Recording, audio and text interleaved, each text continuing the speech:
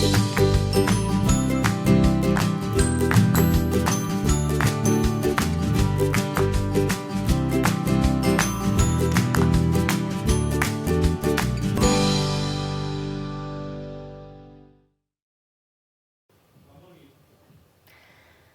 de nou, benvingudes i benvinguts una setmana més al De Tot i Més. Avui des del plató aquí al Canal Taronja i parlant amb la Universitat de Vic, Universitat Central de Catalunya. Concretament, avui parlarem del grau en Nutrició Humana i Dietètica i ho faig, acompanyada de la coordinadora d'aquest grau, Anna Vila. Benvinguda al De Tot i Més. Hola, moltes gràcies.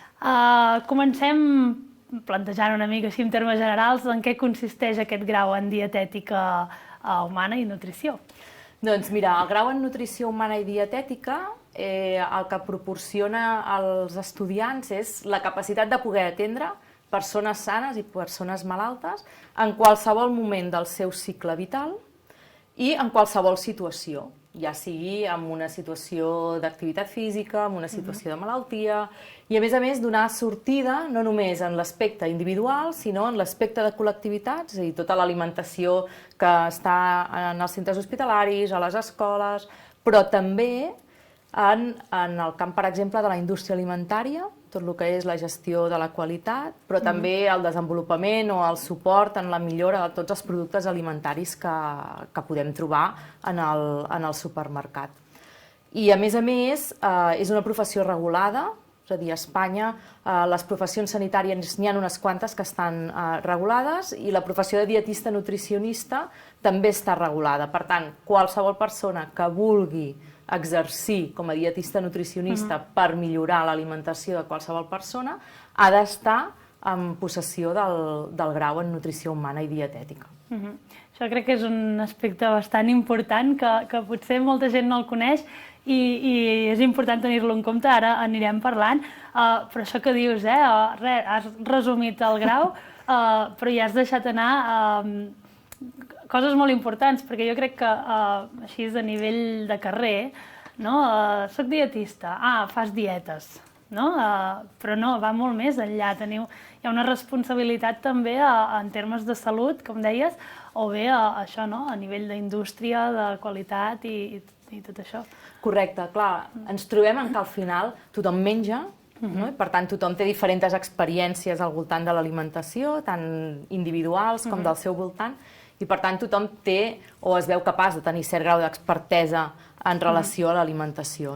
Però en el moment en què tu has de prescriure una alimentació concreta o has de donar uns consells alimentaris per evitar l'aparició d'una malaltia o reduir la sintomatologia d'una gastritis, per exemple, doncs evidentment això al final aquesta prescripció és com una prescripció farmacològica, i sí que és cert que hi ha gent que s'automedica o que pren recomanacions, però sí que això està molt més regulat. En canvi, clar, el món de les dietes o del tipus d'alimentació, clar, com que tothom menja, és molt més difícil poder posar mesura en això, Però sí que és cert que davant de qualsevol situació, sobretot patològica, cal posar-te en bones mans, i el professional és el dietista nutricionista. També, això, els estudiants que arriben al grau, no sé fins a quin punt, a vegades n'hi ha que ho tenen molt clar, jo vull ser tal, però se'ls obre un món de possibilitats més enllà d'això, de fer dietes, entre cometes. Correcte, jo sempre els explico als estudiants que al final la seva futura vida laboral serà molt llarga i una de les coses que permet el grau amb aquestes característiques és precisament poder donar sortida a molts àmbits diferents. Pots tenir l'àmbit de la restauració col·lectiva i enfocar-te tot el tema de gestió de la qualitat, evitar toxoinfeccions alimentàries, tot el que és el circuit de proveïdors de matèries primeres, planificació de dietes, tots aquests aspectes, però llavors també pots anar a tot el que és el camp més individual, el tractar amb el pacient o amb la família, tant en el que seria l'alimentació si estàs malalt com si estàs sa i, per exemple, ets un esportista i vols millorar el teu rendiment. Doncs clar, necessites d'aquest assessorament i cada vegada més hi ha demanda. Actualment els estudiants, molts venen amb la idea de vincular l'alimentació i l'esport perquè evidentment l'esport tant professional com amateur cada vegada en el nostre context té molta sortida, no? I venen amb aquesta demanda. Però clar, al final, estirant el fil de l'esport també et pot portar a plantejar i a crear un producte, una barreta energètica específica per a un grup de població, no? I per tant ja te'n vas a l'altra vessant més aquesta de desenvolupament o de ser emprenedor en l'àmbit de l'alimentació.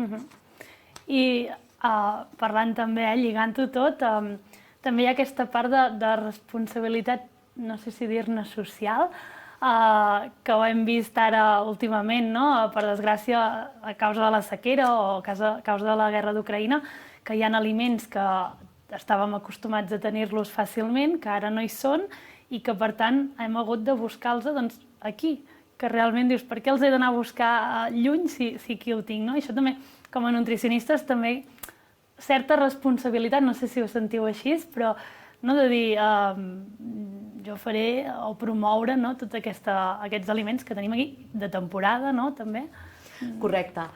Fins ara, potser el paradigma era molt tot anar a buscar la globalitat, no? I tots ens hem sentit sota aquest paraigua de que som molt globals i som capaços de tenir productes de qualsevol lloc del món, però ha arribat el moment en què hem dit, escolta'm, és que no té sentit, és a dir, si jo tinc aquí uns productes que tenen les mateixes qualitats nutricionals, que els puc anar a comprar a la botiga de barri, els puc anar a comprar a la cooperativa de la comarca del costat, no té cap sentit que compri un producte que em ve de l'altra punta de món, que pel seu transport s'han emès moltes quantitats de CO2 i que, a més, moltes vegades, si vas rascant amb molts d'aquests productes, vas veient que tot el que és l'entorn d'aquest lloc on s'ha cultivat aquest producte, com que s'ha massificat la seva producció, ha acabat delimitant també la producció autòctona en aquell lloc i en totes les poblacions que hi ha allà. I, per tant,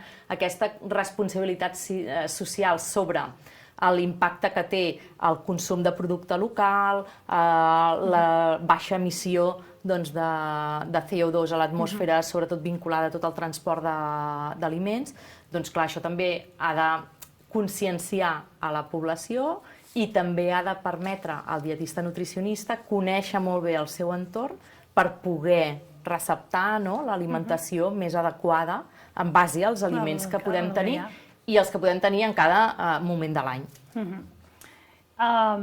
També, jo vaig lligant tot, recupero això que comentaves de que s'ha de tenir el títol per poder exercir. En un moment en què les xarxes socials són el pa de cada dia i que arriben sobretot amb gent molt jove, potser aquí està la clau, que abans de seguir certs consells nutricionals buscar aquest títol, aquesta certificació de la persona que els està donant.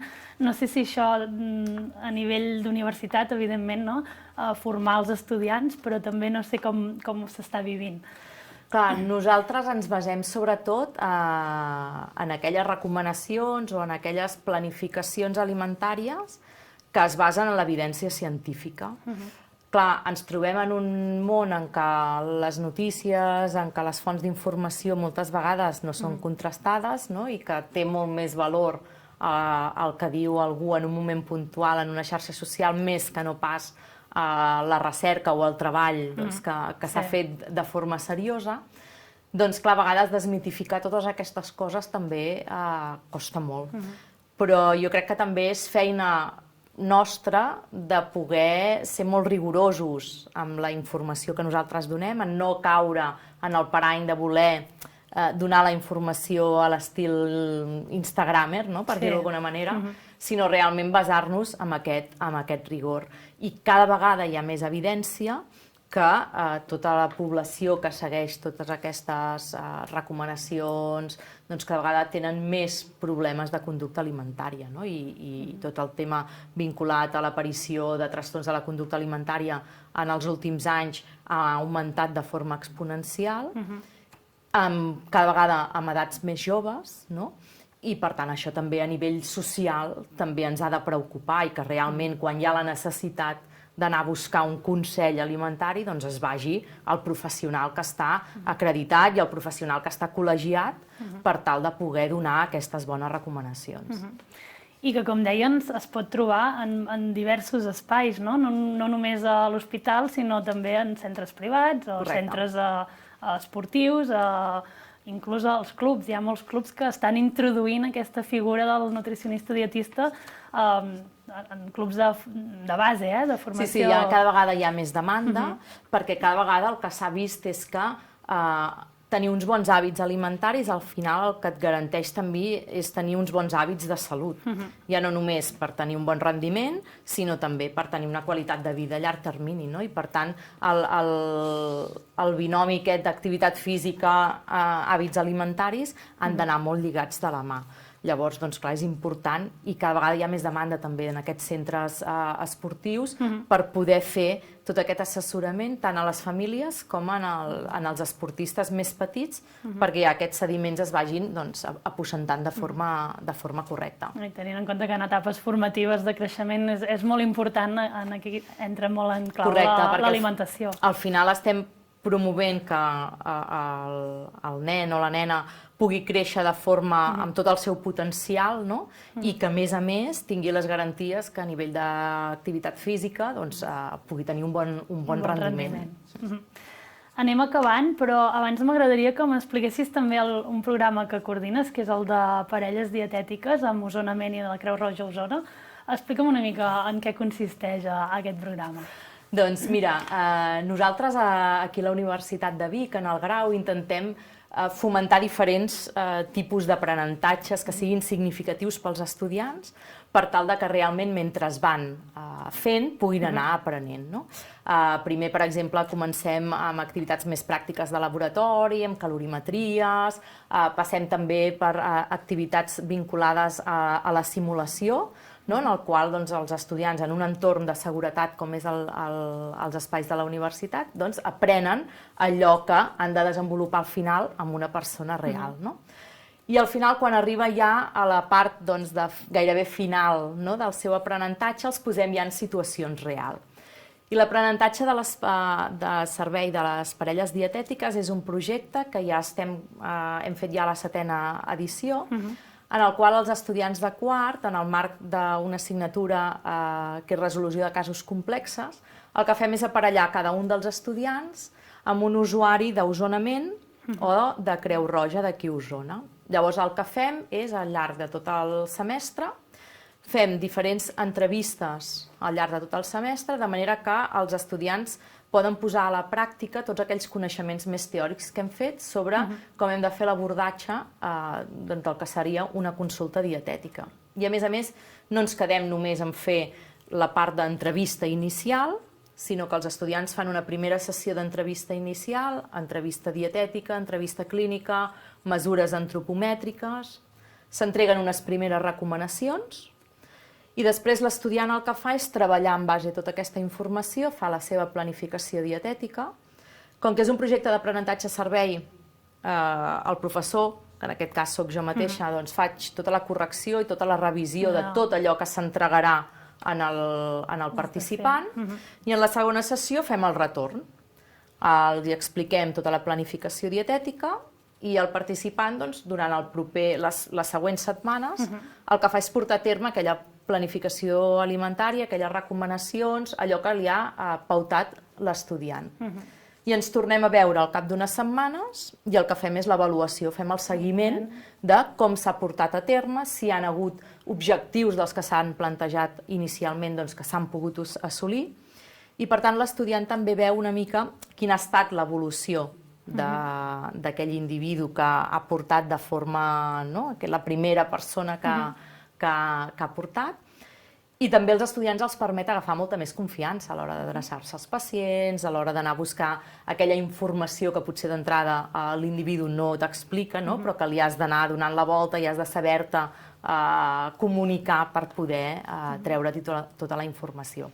I és un projecte que realment té molt bona acollida amb les entitats d'aquí Vic, perquè ens apropa molt a el que és el territori, i també dona sortida a una necessitat d'uns col·lectius que potser no tenen possibilitats d'accedir a una consulta privada, no? I els dietistes nutricionistes que actualment, per exemple, estan en els centres d'atenció primària, doncs encara no tenen suficient capacitat per poder atendre de forma individual a tots els pacients. Per tant, és un projecte d'aprenentatge-servei en el qual tothom hi guanya. L'estudiant li permet agafar aquesta confiança, començar a treballar ja amb persones reals, i el participant rep tot aquest assessorament i tot aquest seguiment que fem durant tot un semestre.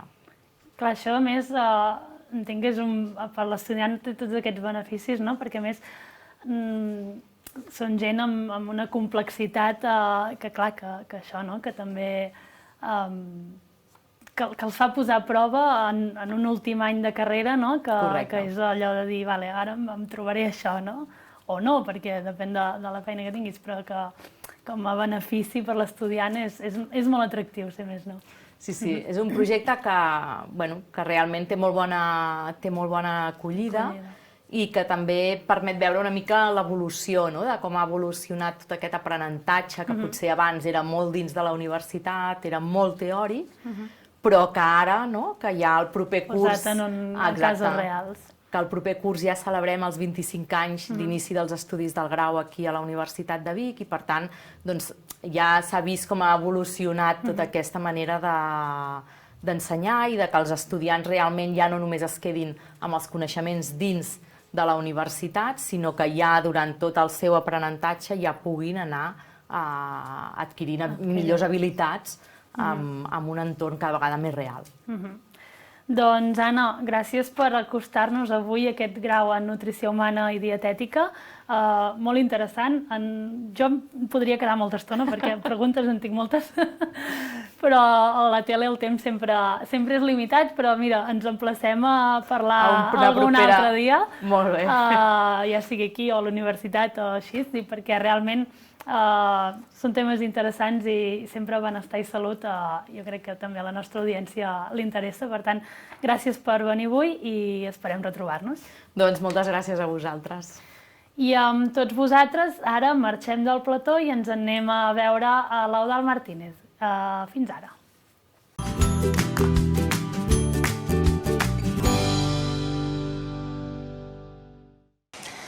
Hola de nou, tornem a ser un dia més a l'Herbolari Encarna, al carrer Nou de Vic, número 6, i com sempre, acompanyada de l'Eudald Martínez. Hola de nou. Hola. Ens tornem a trobar una altra setmana. Tornem a estar aquí, sí, que carai. Això, com un bici, bon bici. És que a mi m'agrada venir, com ens expliquis coses, perquè ens culturitzem. No creguis, a vegades ja no sé què explicar. T'ho diré ben clar, ja no sé què explicar perquè... Sí, però aquí hi ha moltes coses, sempre trobem. Sempre trobem una cosa o l'altra. I sempre aprenc alguna cosa que no sabia. Sí. Ens hem d'agafar una mica com aquell... Anem parlant, ja... Anem parlant i van sortint temes, Van sortint temes. Bé, com amb l'ajuda que m'has donat, perquè dic, no sé de què parlar. Clar, el primer que fem ja... Quin temps estem? Quin temps, sí, exacte. De què es queixa la gent? De què es queixa la gent ara? Doncs bé, per aquí anem, Sí. Tu, per exemple, has parlat de les al·lèrgies, però després he pensat que també estem al temps de canvi. Primaveres, tardors són temps de canvi sempre, no sé per què, podríem buscar-hi una explicació, però jo sé que... Sí, els canvis ens agraden perquè la monotonia no ens agrada, però els canvis tampoc. O sigui, no ens agrada res. La qüestió és queixar-nos, La qüestió és queixar-nos. Però quan ens canvien coses sense que nosaltres ho hàgim decidit, o sigui, de cop i volta m'he de posar una roba més prima, per què? Perquè comença a fer calor. I no ho he decidit jo, ho ha decidit el senyor temps, no? Sí.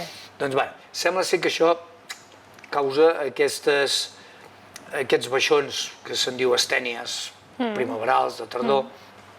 Però bé, el que sí veig és que hi ha una afectació a fetge vesícula biliar. Ah, sí? Bàsicament perquè la ràbia sempre va allà i ens fa ràbia tenir que fer una cosa que no volem fer, o quan no ho volem fer. En general seria una visió molt simplista, però va per aquí la cosa. a la pràctica va així. Sí. Per això he posat aquests dos productes aquí, perquè són èpoques on la gent diu, va, vull netejar. És com dir, tot l'hivern he menjat més fort, he estat molt d'allò, i ara vull netejar perquè encara l'estiu és com tot més light, més fresc. Ve la fruita, venen els sucs, amanides, coses més d'allò.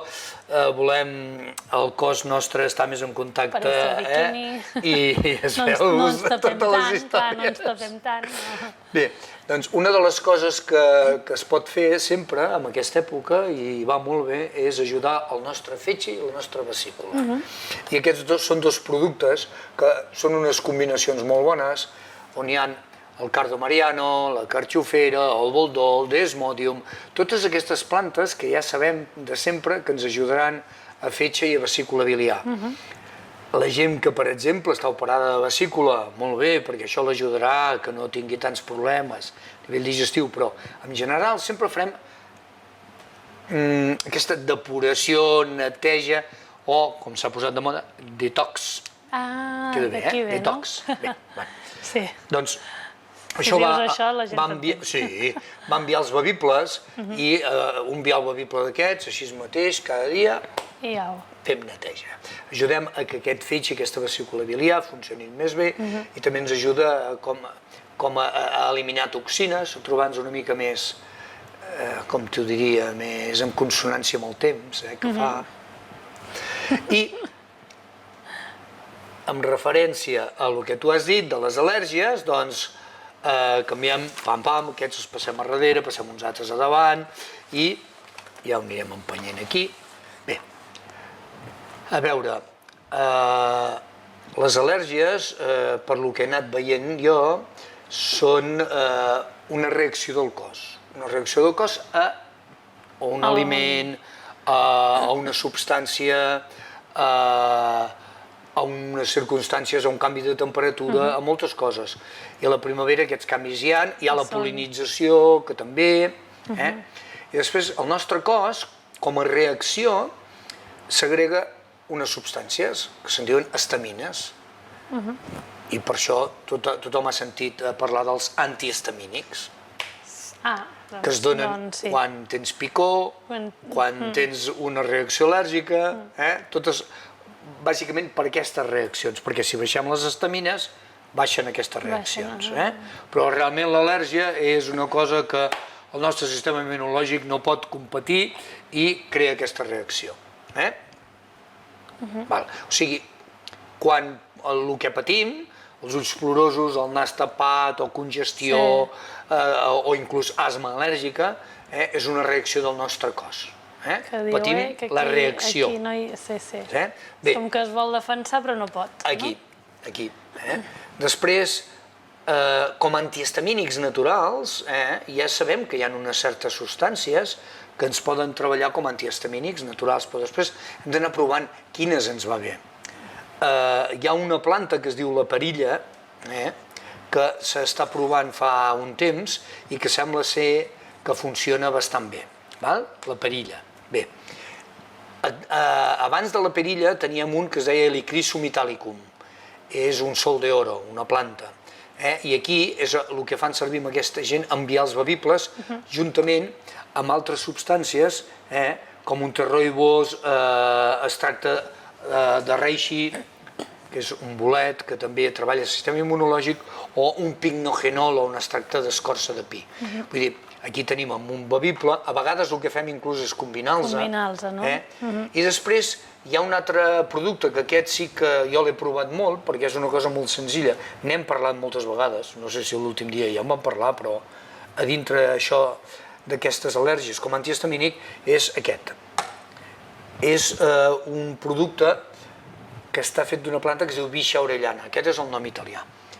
El nom botànic que se li dona, però és més conegut, sobretot tot el que és Centroamèrica, com achote o oruro. I és curiós perquè el fan servir per cuinar, es fa servir per cuinar com a colorant. Ah, vale. I després m'he trobat molta gent d'aquestes terres que quan els he dit que anava bé com a antihistamínic m'han mirat així.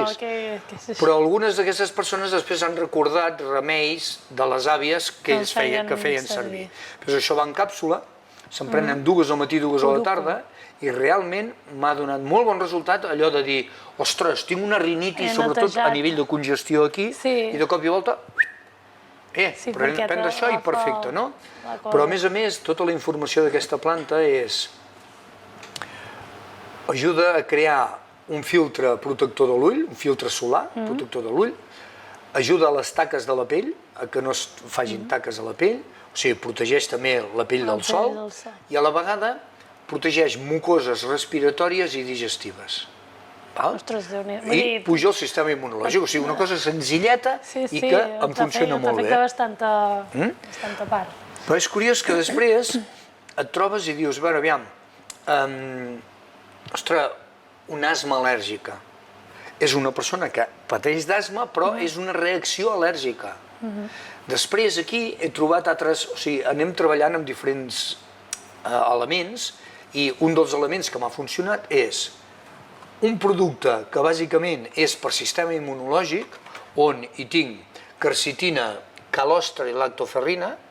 La quercetina ja és un antihistamínic natural perquè forma part dels bioflavonoides, però això ho faig servir perquè el cos augmenti les defenses i després aquest el faig servir com a protector de les mucoses. Què és això? Una cosa molt senzilla, molt senzilla. La vitamina C i metilsulfinilmetano. MSM, és un sofre. És un sofre. Un sofre que acaben dient-li tothom MSM. És curiós perquè aquest sofre el que fa és protegir aquestes mucoses de la reacció de les histamines. I jo he provat això amb al·lèrgies asmàtics i realment funciona molt bé. O sigui, la persona, per exemple, jo quan em diuen és que em vull deixar l'esprai, aviam, que si t'afogues l'esprai és el que et traurà d'un apuro, Després, quan menys temps hagin de fer servir aquest esprai, millor. Però si tu poses unes defenses i poses un producte com aquest, el que fas és que les crisis hi són menys. Però val la pena. Jo considero que val molt la pena que aquestes crisis, a veure, ja ho he dit altres vegades, la gent que ve aquí, soc anti... No, anti res. Si t'afogues agafaràs l'esprai més ràpid que no vegis. Vull dir, no s'ha de ser anti res, cada cosa quan toqui. Però sí que si podem reforçar el nostre sistema o trobem uns productes que les contraindicacions són més petites que altres, doncs per què no? Fem-ho servir. I després amb això podem passar un bon temps més bé. Ho hem provat i bé. Llavors, poder això, no? Els atacs no són tan... Sí, i et dic una cosa, les crisis... Menys freqüents, no? Les al·lèrgies normalment comencen a ser estacionals o esporàdiques i si no es tracten bé, si no es cuida la base, o sigui, si no es puja el sistema immunològic, aquestes al·lèrgies van allargant-se amb el temps i passen a ser tot l'any. Una reacció al·lèrgica que és estacional, només de les estacions, quan te'n dones compte al cap d'uns anys, diu, no, és que ara la tinc tot l'any. Que això també passa ara, almenys ho he sentit ara aquests dies pel carrer, això de la gent que diu és que em vaig constipar fa un mes i encara arrossego aquella tos o mocs. Aquí les últimes notícies parlen inclús d'un altre tipus de Covid que dona, dona estats així tipus al·lèrgics i coses així, però bueno, és el mateix, el nostre cos ha de treballar. Per això que aquestes defenses que abans només guardàvem per l'hivern, ara hem de guardar per tot l'any. Tot l'any i realment val la pena pujar-les. Hi ha altres històries que ara reforçar defenses. Aquí ho hem enfocat molt, al·lèrgia. Queden coses, sempre ens quedem amb els ozons al mig. Per un altre dia, no? Però ho fem un altre dia. Vinc un altre dia i en parlem, no? Vine. Mira, va. Vine, que jo t'esperaré. Doncs això, vindrem un altre dia a acabar que ens presenti el que hi ha aquí sobre la taula i res, ens veiem la setmana vinent. Sí. Doncs fins la setmana que ve. Adéu, Eudald, i adéu a tots vosaltres. Adéu.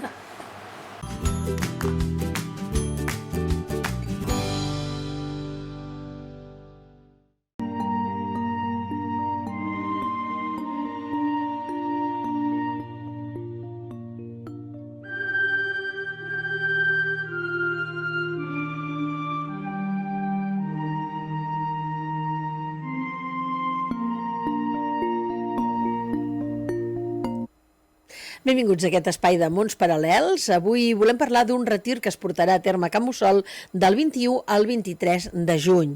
És un retir que portarà la Montse Muñoz, benvinguda. Gràcies. El retir Kundalini Indra Fest amb el recolzament de l'associació AECI. Vamos a ver, Montse, ¿qué es Kundalini Indra Fest?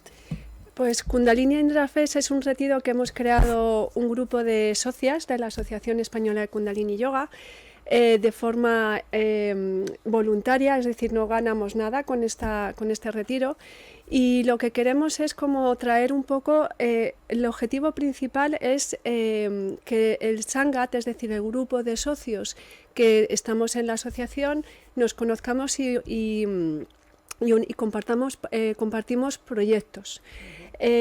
Proyectos que cada uno de nosotros a través de las enseñanzas de Kundalini Yoga estamos haciendo, pero al irlo haciendo, como lo estamos haciendo desde una energía muy del amor, desde muy del entendimiento, la fraternidad, es como que cada una de nosotras estamos poniendo un grano de arena y es como que ha enriquecido más este retiro, porque es como que pensamos que a través de este retiro no solamente nos vamos a conocer, que también puede venir gente que no sea socio, sino que creemos que estamos poniendo una semillita a lo que es la nueva era, que es la era de Acuario, que es la que estamos, que es otra forma de ver la vida, de vivirla, en la que todavía no estamos, pero estamos de camino, y creemos que con este retiro estamos poniendo una semillita.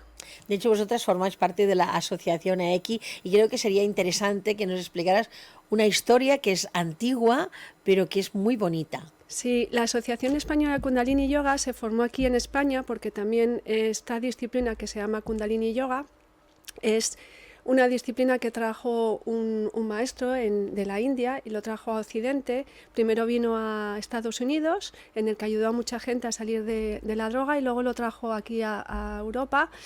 Y una de ellas es aquí en España. A raíz de traer estas enseñanzas se formó la asociación, que ya lleva bastantes años aquí en España, cuyo objetivo es transmitir estas enseñanzas que pensamos que son muy potentes a nivel de crecimiento personal. Ayuda mucho a que las personas se conozcan, a vivir la vida desde otra perspectiva, ayuda mucho a salir de depresiones, de ansiedad. Y ese cometido es divulgar, pero también a la vez ayudar a los que somos socios, que entre ellos muchos somos profesores, a darnos la posibilidad de documentación, de irnos formando cada vez más. Tú empezaste en Madrid, ahora estás desde hace más de 10 años en Barcelona, pero ¿es la primera vez que salís de vuestro centro para ir a Can Mussol? Sí, la asociación es como que está abierta, no es un centro, sino que muchos profesores que damos clases por toda España tenemos como base o como una forma de unirnos en la asociación. La sede está en Barcelona, en Barcelona capital, y lo que hacemos es que me he perdido con la pregunta, perdón. No, que te decía que si es el primer retiro que hacéis fuera. Sí. Entonces, dentro de lo que es España, se divide en delegaciones la asociación, y una de ellas es la de Cataluña. Dentro de Cataluña es como que nos reunimos los socios y a través de votación decidimos cómo hacer o dirigir las enseñanzas de yoga, o cómo vamos a dirigir la asociación. Uno de los objetivos de la asociación, tanto aquí en delegación como en toda España, es, como he dicho antes, expandir las enseñanzas de Kundalini Yoga. Una de las actividades que estamos haciendo aquí en la delegación de Cataluña son meditaciones mensuales, que invito a todo el mundo a través de Zoom. Si queréis podéis entrar en nuestro Instagram, que es kundalini.yoga-cataluña, y ahí mensualmente subimos una meditación que se hace en directo, que luego se cuelga, y donde explicamos un poco las enseñanzas de Kundalini Yoga, qué es lo que nos aporta, porque aporta muchas cosas, y hacemos una meditación de 11 minutos. También expandimos las enseñanzas a través de festivales, como por ejemplo el Día Mundial del Yoga, que también hacemos actividades para que conozca la gente Kundalini. Y este año en concreto hemos creado el retiro porque uno de los objetivos es como que nos hagamos más grupo, que aquí en lo que en yoga se dice Sangat, que es unión, como una familia, crear como una familia. Y como es tan grande Cataluña, pues, y no todos nos conocemos, pues hemos pensado hacer este retiro para conocernos, pero como he dicho antes, ha surgido como que puede venir más gente que no se asocia, que quiera conocer estas enseñanzas y que quiera conocer un poco lo que es la energía o la forma en la que la sociedad va dirigida con la nueva energía que ha entrado, que es una sociedad más en fraternidad, más en ayuda, en autoaceptación, aceptación hacia los demás, el que cada uno tiene un don y con su don aporta algo a la sociedad, por eso se llama Indrafest, y cada uno de nosotros nos reflejamos en unos en otros, y con el don de cada uno crea pues una sociedad armoniosa. Esto es como una orquesta, yo les digo a mis alumnos. En la orquesta una armonía es bonita cuando cada uno de los instrumentos, poniendo su don, crea esa armonía. Pues eso es lo que pretende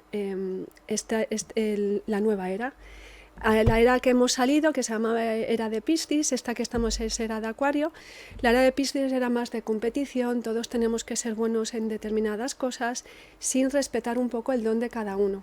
Sin embargo, esta nueva era que viene ahora es como que estamos ya, pero que vamos camino más hacia ella, es que cada uno sepa cuál es su don y desde ese don yo aporto a la sociedad. Y con el don de cada uno se crea una armonía. Una vibració unànime, per dir-ho d'alguna forma. Eso es. Dic a tots aquells que us vulgueu apuntar, que no formeu part de l'associació, ho podeu fer també us diré, aeki.es. Aquesta és la web. Però seguim parlant amb la Montse, perquè com dèiem, aquest retir és del 21 al 23 de juny. Montse, ¿qué encontrarán las personas que no conocen a Eki, que no conocen Kundalini Indrafest? ¿Qué va a pasar estos 3 días? Pues vamos a hacer, primero empezaremos el primer día con unas actividades en las que nos conozcamos, en el que a través de la alegría, de la fraternidad, nos conozcamos cada uno de nosotros. Luego por las mañanas, a primera hora de la mañana, hacemos lo que se llama sadhana, que es una práctica de Kundalini Yoga, que el Kundalini es una práctica de yoga en la que está dividida con unos ejercicios específicos que tiene un objetivo en concreto y se termina con una meditación. El Kundalini Yoga es un yoga muy meditativo. Luego, si quieres, hablamos un poco de lo que es Kundalini. Entonces, haremos sadhana, es decir, la práctica de Kundalini Yoga. Haremos talleres en la que aprenderemos a cómo relacionarnos conscientemente y qué dones tenemos y qué podemos compartir con los demás. Es como esa apuesta de interiorizar para saber cuáles son tus dones y cómo yo puedo compartirlos con los demás. Luego al mediodía tendremos un baño de sonido a través de cuencos, que es tú te tumbas y recibes ese baño de sonido que es súper potente a nivel energético, equilibra mucho la energía de las personas y luego haremos por la tarde una actividad que seguirá conociendo y compartiendo los proyectos que tenemos cada uno de nosotros. También tenemos tiempo libre en el que Camusol, que está en Canet de Fals, sí. Es plena naturaleza. Exacto, un lugar súper bonito, muy tranquilo y que dispone de una zona de chill out en el que ahí también podrá salir la gente para hablar y conocerse un poquito más, relacionarse entre nosotros en esos espacios libres o caminar dando un paseo por la naturaleza.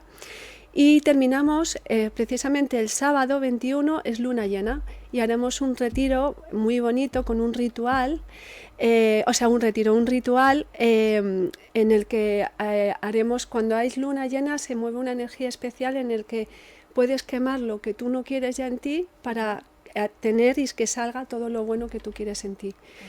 Al día siguiente volveremos con una sadhana a primera hora de la mañana y luego haremos un taller de co-crear, que es a través de unas actividades que hacemos, como bajar todo lo que hemos trabajado el día anterior y al final haremos una rueda compartiendo qué hemos sentido en este retiro, qué es lo que te estás llevando, un poco un resumen de todo lo que se ha hecho en el retiro.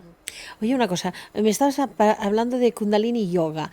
¿De qué estamos hablando exactamente? Vale, seguro que habéis hablado mucho del Hatha, que es lo que más se conoce. Pues Kundalini es un yoga ancestral. Se sabe que el yoga se creó en el siglo III antes de Cristo, ¿vale? Y desde ahí es como que luego se dividió. Después, cuando entramos en el siglo III después de Cristo, se dividió. Por un lado estaba la Vedanta, que es de donde sale el Hatha, que está más llevado a nivel de cuerpo, y el tántrico, que es más energético. por ahí es por donde está el Kundalini. Entonces yo con mis alumnos siempre les explico la diferencia entre Hatha y Kundalini, aunque los dos persiguen lo mismo, que es elevar una energía que se llama Kundalini, pero cada uno lo hace de una manera diferente. El Hatha lo hace de fuera hacia adentro, es decir, yo trabajo mi cuerpo, lo abro, lo alineo para que la energía fluya y de esa manera tu energía, Kundalini es el nivel de entendimiento de la vida, ¿vale? Es como se llama a nivel de consciencia, te sube el nivel de consciencia. Y el Hatha y el Kundalini lo que hace es de dentro hacia afuera, es decir, según yo voy cambiando, porque es un yoga muy meditativo, que a través de las asanas y de la meditación lo que se hace es equilibrar el sistema nervioso y el sistema hormonal. Como se hace de forma meditativa, se crean cambios funcionales y estructurales en tu cerebro, que eso hace que tú veas la vida desde una perspectiva diferente, desde una perspectiva más elevada, y al entenderlo mejor no te tienes que defender tanto. Por tanto, puedes actuar más desde el corazón, desde el amor, que eso es mucho, se trabaja mucho en Kundalini, la apertura del corazón, el punto del ombligo, que es la voluntad, porque no hay cambio si tú no trabajas en ello, nadie te cambia, sino que cambias tú a través del yoga. Yo siempre digo, el yoga no es una varita mágica, sino que te da unas herramientas para que tú puedas cambiar. Y lo bueno que trabaja mucho el Kundalini, a diferencia del Hatha, desde mi perspectiva y desde mi vivencia, te trabaja mucho la parte humana, en conocerte cómo piensas, cómo sientes, qué tendencias tienes tú a qué emociones. Por ejemplo, yo tenía mucho la tendencia a la tristeza, pues yo me he conocido, he ido transformando esa tristeza. Al ser como te observas tus pensamientos, sabes cómo estás pensando y te va a dar el motivo por el que te sientes, porque un pensamiento crea una emoción. Y al saber cómo piensas, puedo cambiarlo. Y te da esa capacidad porque los pensamientos, las emociones son energía. Y yo decido hacia dónde, si yo elijo que me lleve hacia allí o decido llevarla hacia ahí mis pensamientos. Entonces te da esa capacidad, te da muchas herramientas para que tú puedas encauzar esos pensamientos, esas emociones, y tú cojas tu poder. No que te lleve tu mente, sino que tú controlas tu mente para ir hacia donde tú quieres. Una buena manera, del 21 al 23 de junio, a las puertas del solsticio, de empezarlo. Exacto. Una cosa que te quería preguntar, ¿está abierto a hombres y mujeres? ¿Vienen más hombres o vienen más mujeres? Pues por desgracia, de momento el yoga hay muchas más mujeres que hombres. Hay hombres y están bienvenidos, o sea que se puede tanto hombres como mujeres, pero es verdad que la tendencia es que haya más mujeres, pero bienvenido.